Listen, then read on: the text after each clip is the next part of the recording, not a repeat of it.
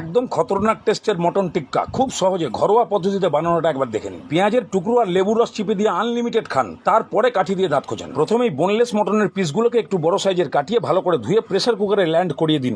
এবার 600 গ্রাম মটনের জন্য 50 গ্রাম দই, আদা রসুনের পেস্ট, পরিমাণ মতো নুন, হলুদ লঙ্কা জিরে ধনে 1 চামচ করে, হাফ চামচ গোলমরিচের গুঁড়ো, সামান্য একটু জল দিয়ে ভালো করে মাখিয়ে ঢাকনা বন্ধ করে মোটামুটি 95% মটনকে নিস্তেজ করে ফেলুন। তারপর ঢাকনা খুললেই দেখতে পাবেন ভেতরে অনেক জল। হাই ফ্লেমে জলটাকে ভালো করে ফুটিয়ে শুকিয়ে ফেলুন। তারপর নামিয়ে এটাকে সম্পূর্ণ ঠান্ডা করে ফেলুন। এবার একটা বড় বাটিতে বড় চামচের 3 চামচ কর্নফ্লাওয়ার, 1 চামচ বেসন, পেঁয়াজ কাঁচা লঙ্কা বাটা 1 চামচ, লেবুর রস, চাট মশলা আর সামান্য কসুরি মেথি, অল্প জল দিয়ে এটাকে একটা ঘন পেস্ট বানিয়ে নিন। তারপরে মাংসগুলোকে দিয়ে ভালো করে মাখিয়ে দিন। এবার এগুলোকে শ্যালো ফ্রাই করতে হবে। তার জন্য গরম প্যানের মধ্যে রিফাইন তেলের বাটার দিয়ে দিন। বাটার মেল্ট হওয়ার আগেই মটন পিসগুলোকে দিয়ে দিন। তারপরে উল্টে পাল্টে ভাজুন। 2 পিঠ ভালো করে ভাজা হয়ে গেলে কাঠকয়লা জ্বালিয়ে সামান্য তেল ঢেলে তন্দুরি ফ্লেভার দিয়ে দিন। বাস 5 মিনিট পরে কাঁচা পেঁয়াজ আর লেবুর রস মাখিয়ে খান। আর বড় বড় রেস্টুরেন্টের মজার টালির বাড়িতেই পান।